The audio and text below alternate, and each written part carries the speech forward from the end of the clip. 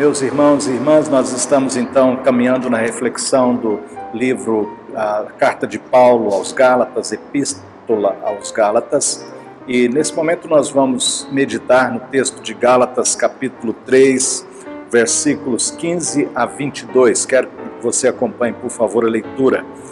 A lei não pode invalidar a promessa. Aquiete seu coração, chama a família, aquieta todo mundo. Vamos buscar o Senhor, vamos adorar o Senhor, vamos meditar na palavra.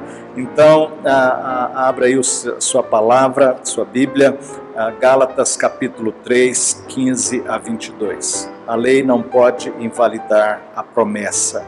Irmãos, falo como homem, ainda que uma aliança seja meramente humana, uma vez ratificada, ninguém a revoga ou lhe acrescenta alguma coisa. Ora, as promessas foram feitas a Abraão e ao seu descendente. Não dize aos descendentes como se falando de muitos, porém como de um só, e ao teu descendente que é Cristo. E digo isto, uma aliança já anteriormente confirmada por Deus, a lei que veio 430 anos depois não a pode abrogar, de forma que venha a desfazer a promessa. Porque se a herança provém de lei, já não decorre da promessa, mas foi pela promessa que Deus a concedeu gratuitamente a Abraão. Qual, pois, a razão de ser da lei? Foi adicionada por causa das transgressões, até que viesse o descendente, a quem se fez a promessa, e foi promulgada por meio de anjos, pela mão de um mediador. Ora, o mediador não é de um, mas Deus é um. É porventura a lei contrária às promessas de Deus? De modo nenhum, porque se fosse promulgada uma lei que pudesse dar vida à justiça, na verdade seria procedente da lei. Mas a Escritura encerrou todo o pecado, tudo sobre o pecado, para que fosse a promessa concedida aos que creem, para que a promessa fosse concedida aos que creem. Bom, nós estamos então aí caminhando nessa reflexão, vamos orar, vamos buscar a presença de Deus e que Ele nos ajude para que a gente possa ter o pão, o alimento espiritual, o renovo para a nossa vida. Amém? Curva sua fronte em oração. Adoramos-te, Senhor, na beleza da tua santidade. Pedimos agora que tu fales conosco, Senhor. Fala ao nosso coração. Alimenta-nos espiritualmente, Senhor. Ó Deus, e em um só coração nós queremos clamar a favor da saúde do Rogério, Senhor. Visita o teu filho, ouve dos céus. Ó Deus, dá um sinal da tua graça e cura o teu filho para a glória do teu nome.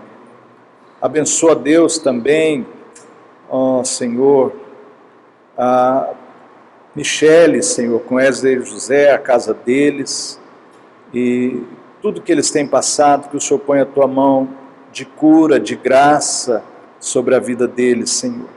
Oramos também por Kênia, Senhor, que está passando por tratamento, que o Senhor abençoe a saúde da Kênia também, Senhor.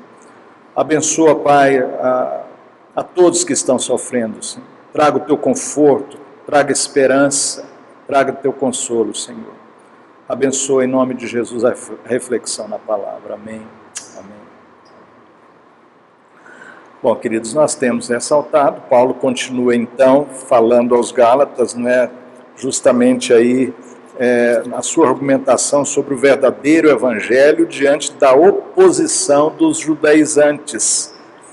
Então agora ele vai apresentar, nós já tínhamos trazido um pouco aí sobre Abraão, que ele já tinha apresentado.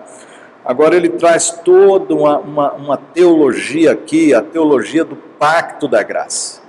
Passando por Abraão, chegando até Moisés e chegando até Cristo.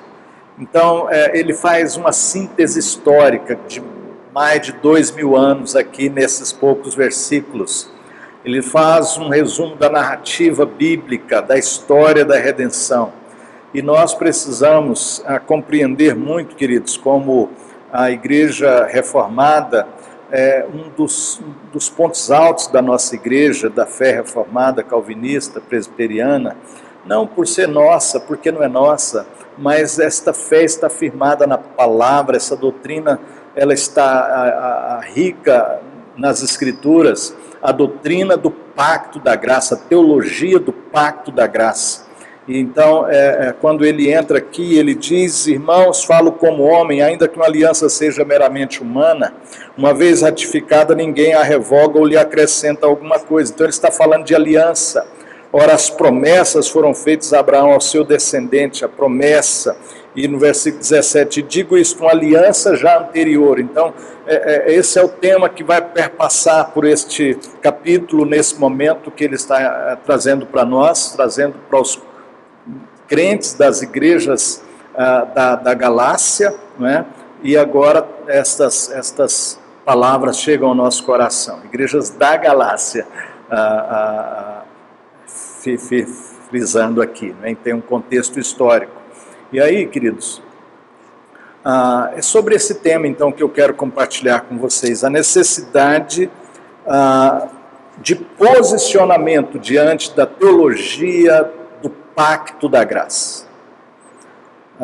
Quando a gente fala conhecimento teológico, doutrinário, é o conhecimento das verdades eternas, imutáveis de Deus, nas quais estamos firmados. O nosso coração se firma em verdades reveladas. Então, as doutrinas, a teologia reformada consiste justamente nessa reflexão, nesta compreensão das verdades reveladas na palavra, que nós também chamamos então de doutrinas, essa teologia do pacto. Então, primeiramente, Paulo vai então mais uma vez evocar aqui o contexto histórico, trazendo a história de Abraão, quando Deus chamou Abraão, né, e fez com ele um pacto, fez com ele uma aliança, e essa aliança para atingir o seu descendente, o compromisso, a promessa feita ao descendente que é Jesus, mas que por meio de Cristo atingiria todos nós.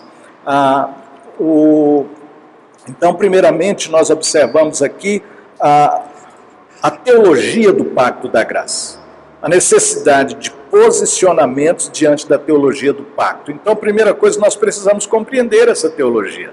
E esse é o primeiro ponto nosso aqui, a teologia do pacto da graça.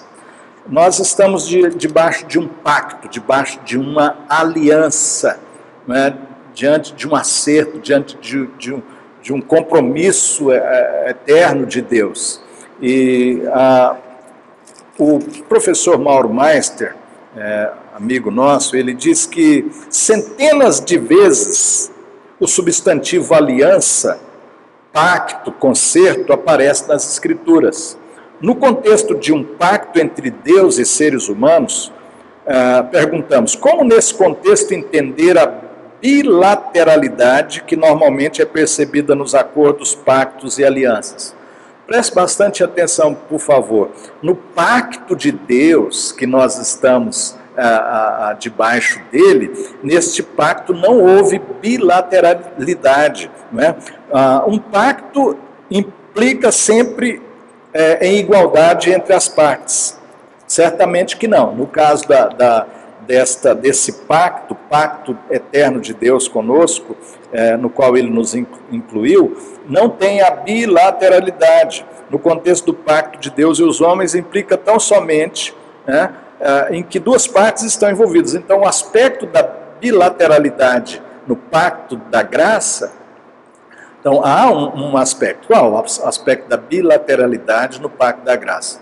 Que há duas pessoas estão envolvidas, né? Duas partes, melhor dizendo, estão envolvidas. E aí, nesse caso, não existe igualdade entre as partes, né? Nesse pacto não existe igualdade entre as partes. Os teólogos reformados têm chamado esse tipo de aliança unilateral, e é chamada de monergismo. Aquela discussão, há uma sinergia na salvação, na redenção, no pacto, na aliança? Então, há teologias que pensam que sim, que existe uma sinergia entre a graça de Deus e a fé que você oferece a Deus, uma fé que você elabora, que você cria e que você oferece a Deus. Então Deus vem a nós com graça e nós oferecemos a Ele alguma coisa que é a nossa fé, o conteúdo da nossa fé, e isso faz com que nós então participemos de uma sinergia. Guarde isso, nós acreditamos no monergismo, que houve na questão do pacto, existem duas partes envolvidas, a bilateralidade, mas a bilateralidade só existe enquanto a questão do relacionamento.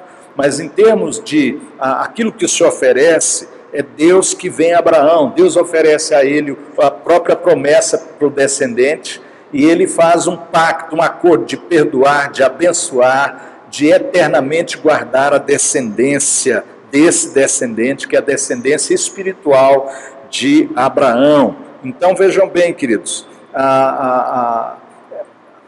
não era estranho na questão já do contexto histórico ter esse pacto da unilateralidade. Deixa eu explicar.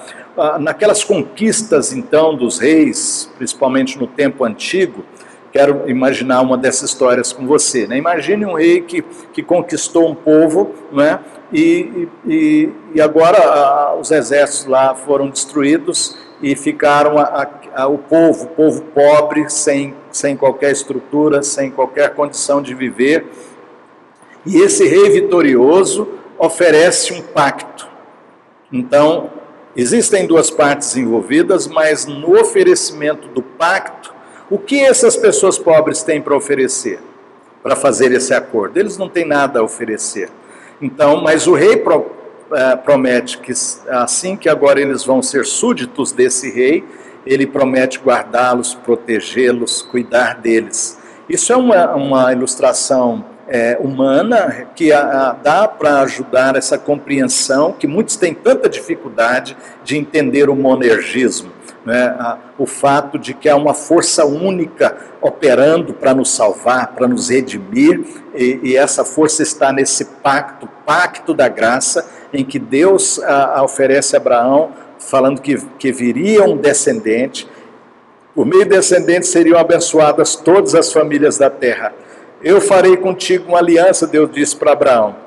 O termo no hebraico ali, vou fazer contigo, na verdade eu vou te dar uma aliança, vou te dar um pacto. Deus oferece, ele é esse rei soberano, supremo, que vem oferecer o seu perdão, a sua graça.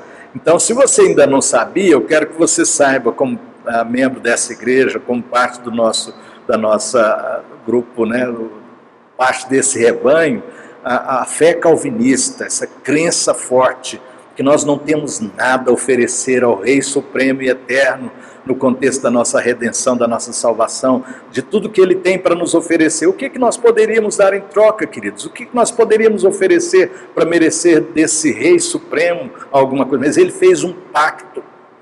Eu quero te chamar a atenção para essa questão dessa segurança.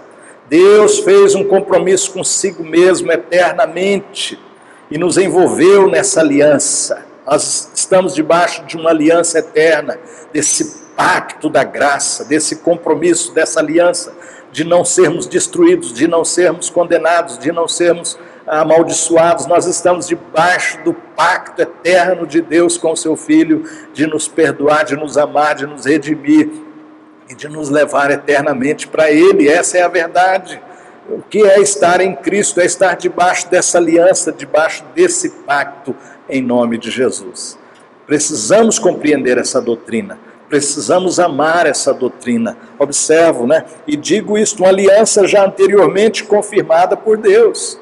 Uma aliança confirmada, pacto confirmado por Deus. A lei que veio 430 anos depois não a pode abrogar de forma que venha a desfazer a promessa. Agora há pouco estávamos ouvindo aqui o pastor Zé Carlos na escola dominical, falando justamente no Antigo Testamento ninguém foi salvo também pela lei, queridos. A graça, o pacto da graça vem antes da lei com Abraão, 430 anos antes. E esse pacto não pode, a lei não revogou este pacto. É isso que Paulo está apresentando para os crentes da Galácia e que nós hoje precisamos compreender de todo o coração. mas para compreendermos melhor, nós precisamos também entender a teologia do pacto, a relação entre a teologia do pacto e o lugar da lei. Queridos, a lei de Deus é pura, a lei de Deus é santa, a lei de Deus é santíssima. Havia uma acusação dos judaizantes que Paulo estaria anulando a lei por causa da graça. Tem muito crente que também pensa assim, que a graça anula a lei. Não. A graça, a promessa que se cumpriu em Cristo, que vinha antes da própria lei, a promessa que foi cumprimento da própria lei, cumprimento da promessa e cumprimento da lei. Vamos explicar melhor olhando aqui. Veja bem o texto, e digo isto, uma aliança já anteriormente confirmada por Deus, a lei que veio 430 anos depois não a pode abrogar de forma que venha a desfazer a promessa. Então, porque se a herança provém de lei, já não decorre de promessa, mas foi pela promessa que Deus a concedeu gratuitamente a Abraão. Então, qual a razão de ser da lei? Foi adicionada por causa das transgressões, até que viesse o descendente a quem fez a promessa, e foi promulgada por meio de anjos pela mão de um mediador. Ora, o mediador não é um, mas Deus é um. É porventura a lei contrária às promessas de Deus? De modo nenhum. Então, a lei não é contrária às promessas. Mas qual o propósito, então? A lei tem um propósito no processo do pacto da graça, na história da redenção. E aí ele põe muito claro aqui, eu quero que você veja aí comigo no texto, né? A lei não pode abrogar. Então, porque a herança provém da lei, já não decorre das promessas, mas pela promessa que Deus a concedeu. Qual, pois, a razão? Versículo 19. Qual, pois, a razão de ser da lei? Foi adicionada por causa da transgressão até que viesse o descendente. Então, depois que Deus deu a promessa a Abraão, 430 anos depois, quando Moisés é usado por Deus para tirar o povo, então, da escravidão do Egito, Deus concede a lei para o povo dele entender o que é pecado, para entender a transgressão, para entender... Então, a lei aponta, a lei tem o propósito de apontar o nosso pecado. Então, primeiramente, a lei não anula a graça. Segundo, a lei aponta, na verdade, para a nossa transgressão e aponta para a necessidade do Redentor. Então, quando eu olho para o decálogo, não matarás, mas eu tenho às vezes ódio no meu coração, tenho ressentimento no coração, olha, não terás outros deuses diante de mim. Aqui e ali a gente idolatra, às vezes até um filho, uma filha, a gente idolatra um bem material que a gente tem, e a gente é pecador. Não cobiçarás, e a gente cobiça, né? Não farás falso testemunho. Tudo isso, então, apontando que nós somos pecadores, que nós somos miseráveis. A lei, ela tem esse propósito. Ela vem, então, um dos propósitos mais lindos da lei, queridos. Parece que não, mas é um propósito belíssimo, que é iluminar os nossos olhos para entendermos quem realmente somos. Para entendermos quem realmente somos. Quando vem a luz da lei, eu sofri muito. O cristão religioso, ele sofre muito quando ele ainda não entendeu a graça. Porque ele quer agradar a Deus, mas nós somos incapazes de agradar a Deus por nós mesmos. Aí você vive numa religião de medo, de autopunição, porque você se vê miserável, pecador.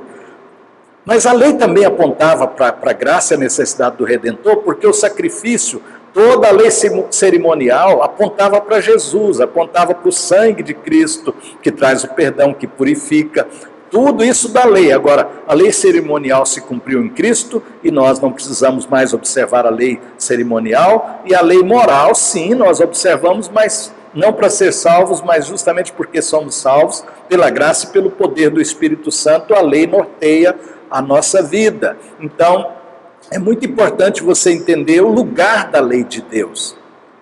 A lei não foi nem revogada. Jesus, eu não vim revogar, eu vim cumprir. Ele cumpriu a lei.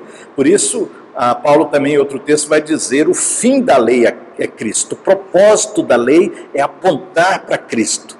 Tanto apontando o nosso pecado, como para Cristo como Redentor, e em última instância apontando para Cristo.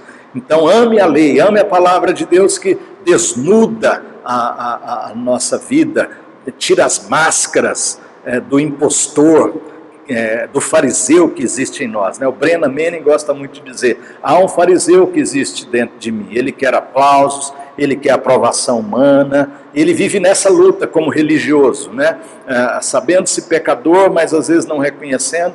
Mas a lei aponta então, a lei ilumina, é uma luz que brilha e me faz reconhecer pecador, miserável, carente da misericórdia de Deus. E ao mesmo tempo apontando tanto para o sacrifício, tanto para a promessa, a lei ilumina os meus olhos também para eu ver a necessidade do Redentor. Então, o pacto, a relação do pacto da graça com a lei, precisa compreender isso. Nós não estamos diante da lei, debaixo da lei para praticar a lei para sermos salvos. Mas a graça também não anula a lei. A graça é o cumprimento histórico dos propósitos de Deus. E a lei, então, ela não anula a graça e ela ilumina os nossos olhos, a nossa mente e o nosso coração, para tanto vermos o nosso pecado, quanto para nós vermos a Jesus. Então, a lei de Deus, também falando toda a Bíblia como lei de Deus, ame a lei, ame a palavra, estude a palavra, medite na palavra. Que nos leva para o nosso último ponto, que é justamente a questão da compreensão do pacto da graça e responder a este pacto da graça, que é o fato de que a teologia do pacto da graça relacionada ao Evangelho, a relação do pacto da graça e o Evangelho. Nós observamos aqui Paulo 21 e 22, melhor o 22, mas a Escritura encerrou tudo sob o pecado para que mediante a fé em Jesus Cristo fosse a promessa concedida aos que creem. Então, Lutero, a grande parte da nossa reflexão, eu hoje estou usando um pouco mais John Stott, quando ele escreve a sua interpretação da carta aos Gálatas, mas ainda com a pitada de contribuição da interpretação de João Calvino. E nós observamos Lutero. Lutero vai dizer isso mesmo, que a lei santa, santa, santa, ela não veio para levantar o homem, ela não veio para mostrar a nossa beleza, ela veio para mostrar a nossa pobreza, ela veio para nos humilhar.